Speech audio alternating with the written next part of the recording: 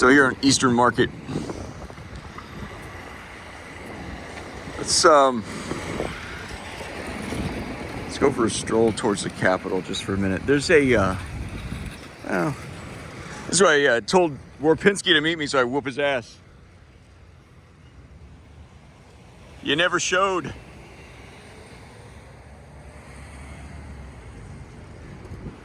First guy that showed up, there's a lot of people coming and going at that time of night. I said, I'm leaving the house in a half hour. See you there at 7:50 or whatever it was, 7:15, 6:15. And I got held up. I texted him again. I said, actually, I got held up. Meet me there at 6:45 or whatever it was. Yeah. There's Secret Service. Walk amongst the tombstones here.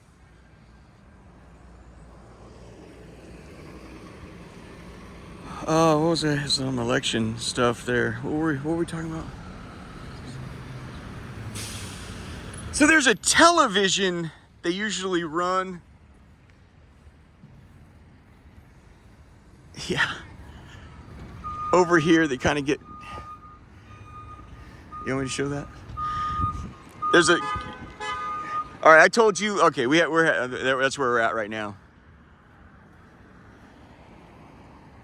That's where we are. Okay. C.S. Lewis once said, you can have it once you don't want it anymore. When I came into this jackpot and I arranged to be crucified for the horrors that I got myself into as a result of my life and my behavior and the demonic curse and so forth, part of that was I genuinely did not want to participate in leadership anymore. I really, really meant that, and I still mean that today. And so there's something of an irony, an unfortunate irony, that as a result of all that, I was given a central role in heaven. I got the dog shit beat out of me last night. There's the cops right there. Arlington County. So Virginia's over here. I don't know what you're doing. Oh, it's housing. Okay. Housing Authority. They are busy on the job. So what we're doing is keeping an eye. This is Eastern Market. We're looking for the little television. H&R Block's all.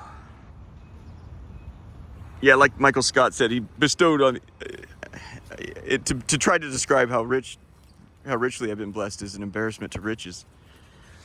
But like last night, the dog shit beat out of me, and the truth sort of came out as I was hurting. I said, I don't even want the job. And I really, really mean that. So the irony of you like, well, you just wrote in Laura Jean Sullivan? Pal, it's in America, and I in some way, I'm a poster child of an individual that wanted to use America and the infrastructure offered here in America to dignify my existence. Well, this will make mother and father proud. Well, I didn't have a mother, so.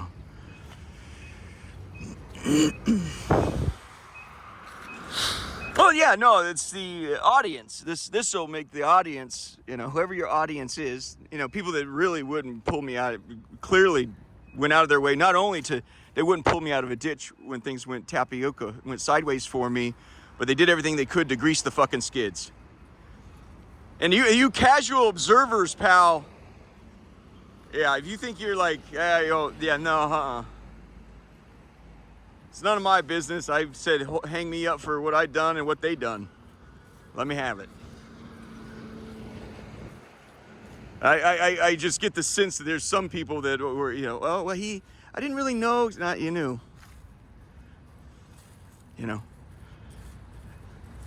When it is worse than saying I've been diagnosed with cancer. It's worse than saying I've been diagnosed with the bubonic plague. I said, how are you doing, JD? Well, things are not well. I've been after a priest, that can pray with me, and I need, exorcisms, and I'm trying to find somebody that would take my case. It's difficult. An employer, fell into differences, and And I was playing about a lot of my sins too, as I'm really struggling with women right now. And I had my stepfather, in fact, told me, he says, JD, it took me 23 years to stop playing poker. Consuming all my money was not even half the problem. Consuming all my time away from my daughters was the bigger problem.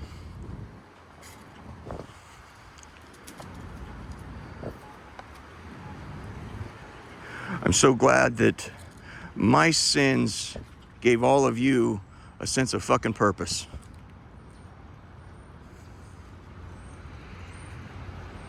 Is the television back there? I bet you it is. Let's just finish this video. Again, I'll repeat what C.S. Lewis said. He says, you can have it once you don't want it anymore. Yeah, if I were to undertake an assessment of each one of your lives on my Facebook account,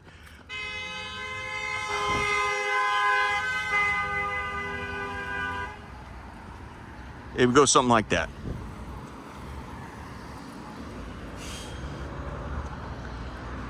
To get Shakespearean about it, I'd say, like Prince Hal says in his soliloquy in 1 Henry 4, he says, I'll so offend to make offense a skill. You just wake up and have no idea why, do you? You just fucking wake up and you have no idea why.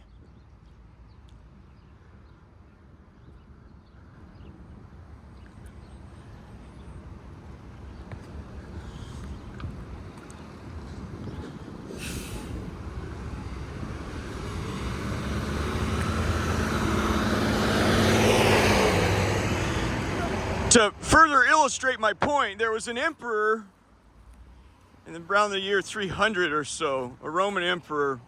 Rarely do you get somebody with such fantastic godlike power that abdicates the throne. They say, I'm not interested. Almost never happens. For the first time in history, 10 years ago, we had a pope, for the first time in 500 years or something, I don't know what it is, you guys, said, I'm out. You usually get the job until you die. He says, I'm out. I wasn't a part of the Catholic Church at the time. Don't know why he did it. I have imagined, he's a classical guy. I imagine this is a very unclassical time, and he says, we're not the right fit. If I do what I want to do, you're going to hate it, and you're going to hate me. Yeah. So I don't know what you call that. Did he fall on his sword? I don't know.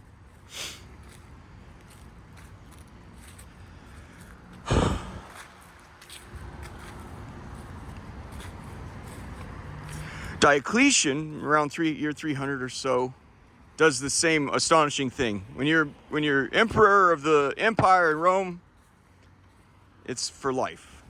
He says, I'm out. So he built himself ransom is in those uncertain times, ransom, people want to hold you hostage for money. Julius Caesar, somebody got him before he became Caesar. And the people that got him, yeah, you want to talk about a badass. The people that got him, they're on boats and they're taking him out to sea, and they made a demand. They're writing it down how much they wanted for him. He says, friend, that ain't half as good. There's Secret Service there. You got it all wrong. He says, double it. You'll get at least double that for me. He said, you're shitting me. Oh yeah. You get that easy. So they send the letter, the ransom note, the money, just like he said, double came. And he was released, and they got transferred over the boat, let them go. They circled back around, and Julius Caesar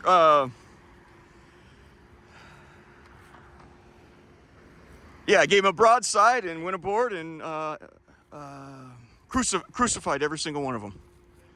So, world-class badasses. Maybe the little television's over here. It kind of gives you a sense. This is Capitol Hill as we're creeping up on here. It gives you, they have it like on not a CNBC, but a political station. It's nice to come to Capitol Hill, kind of like you go to New York and it's on Wall Street, they got the ticker tape going by. Just kind of a neat touch, you know what I mean? Look how pretty this is. Is that marijuana they're selling?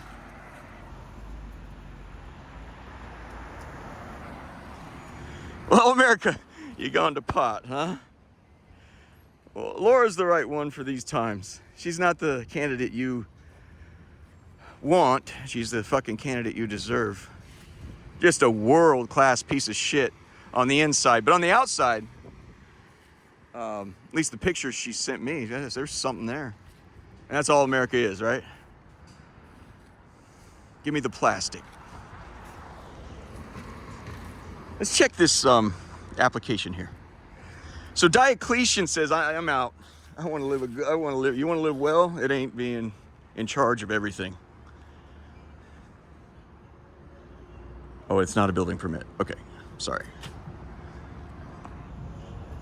It's just saying the hours and stuff. But you look at this old architecture. It's really a beautiful. This is an organic jump. You see how the variety? That's what they're saying. They don't. The enemy is cataclysmic money. So when you deal with cataclysm, this happens slowly over time. Okay, I'll put up my work live unit. What's my family's going concern? What do we do well? It happens over time. That's why you get this beautiful variety. So nowadays when you're dealing in cataclysmic money, you need to make it appear that it happened over time and with variety. We've talked about this many times. So Diocletian, so the empire starts, so he moves, Croatia, I believe, is right across the pond from Italy. Italy's an almost island, a peninsula. Diocletian has a new palace. You're the new emperor, whoever was in succession or line. And eventually, there's so much problems over there, they finally go back to Diocletian, whatever his name is, and said, we need your help. This shit's falling apart and you're too cool for school. Can you please come back? He says, buddy, I have been growing these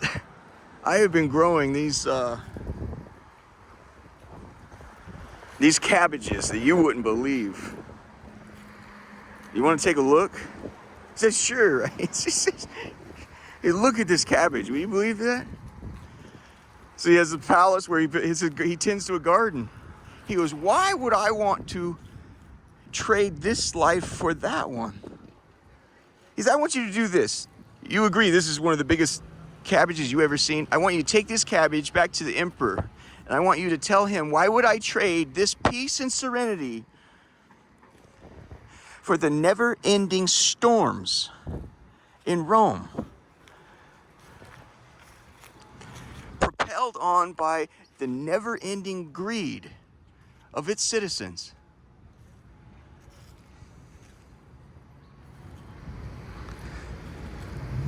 That story is recounted in a million different ways.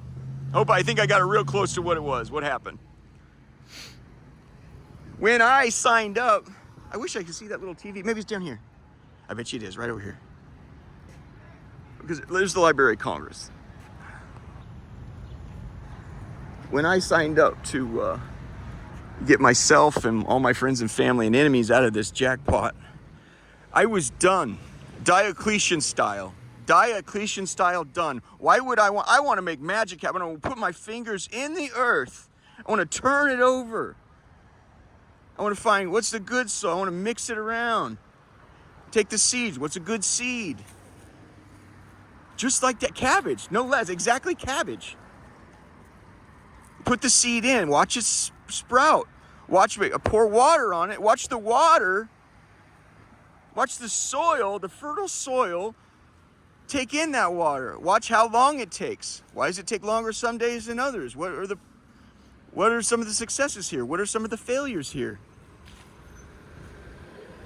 And then watch that water convert into this beautiful head of cabbage.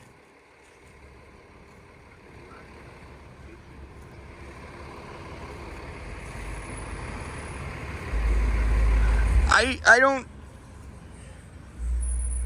Let's just go across here. Yeah,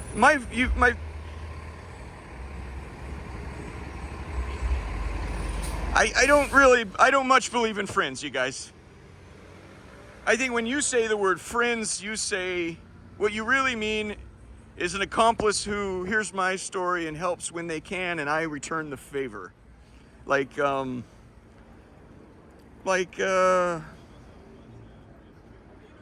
Survivor, right? Or the show Big Brother. I don't know, never watched too much of that stuff, but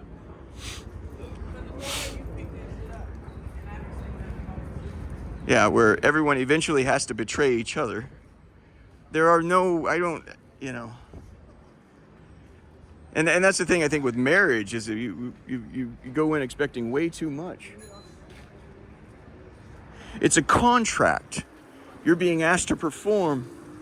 Hey guys, excuse me. Yep. Here we go. Been able to sort of form her campaign to have a strong enough lead for certainty that she would potentially win this thing today. And that says a whole lot, Anderson. Well, we'll see. It all gets decided today. Everything, thank you all. This is the one. We'll ahead how the campaigns are feeling in these final hours. I'll head live to each camp's headquarters right after this.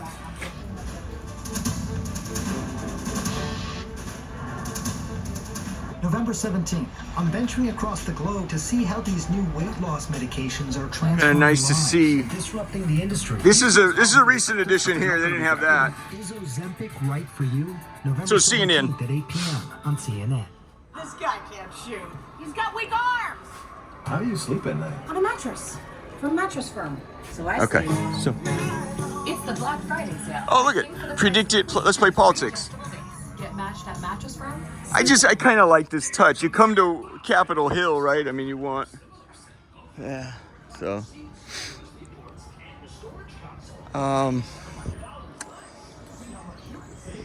yeah. And so honestly, I last night was so very difficult between me and Jesus that I don't really want to talk about it.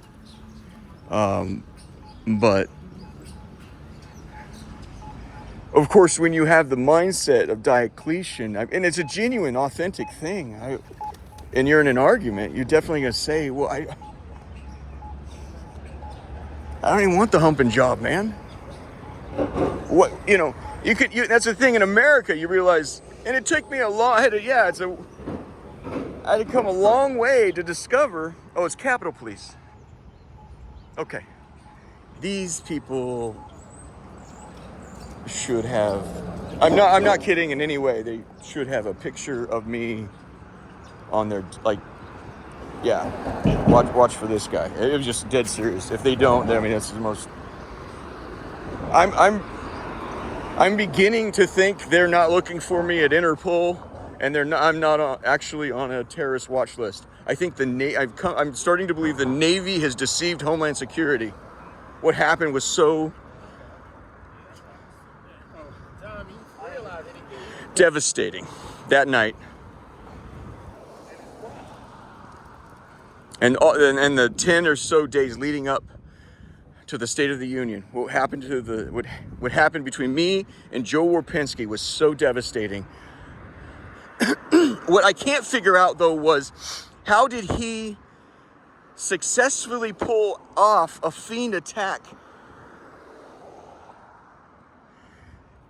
when they rolled me out of bed, 6-7 federal agents from every agency that matters in DC. That was, in military, you call that mauling the line. But why no puncture? They mauled my line, and I immediately got to him. I said, "You think I'm fucking around? You think I came here to fuck around?" Jesus gave me the line. I forget what it was. I think he said, "Oh, you think I came to DC for tryouts?" That wasn't my line. I go, "You think I came to DC for fucking tryouts? Dude, we're like, he sent the cat, you know, Rome's best. He sent Rome's best." It took me a little while to realize, it was halfway through that meeting, that this is what gave it away, Joe. Do you want to know what gave it away in that meeting where it was 7 or 8 dudes at a poker table? Through the lengthy questioning, one of them says, "And where do you work?" I was baffled by the question. He should know that, given what you and I were going through. When I said, the Senate office building, a guy at Homeland Security in the back of the room jumped out of his fucking chair. He came off the fucking ground and grabs another guy and pulls him aside for a sidebar. I go, oh, fuck, they don't know. Which terrified me, because I'm like, what happens when they fucking find out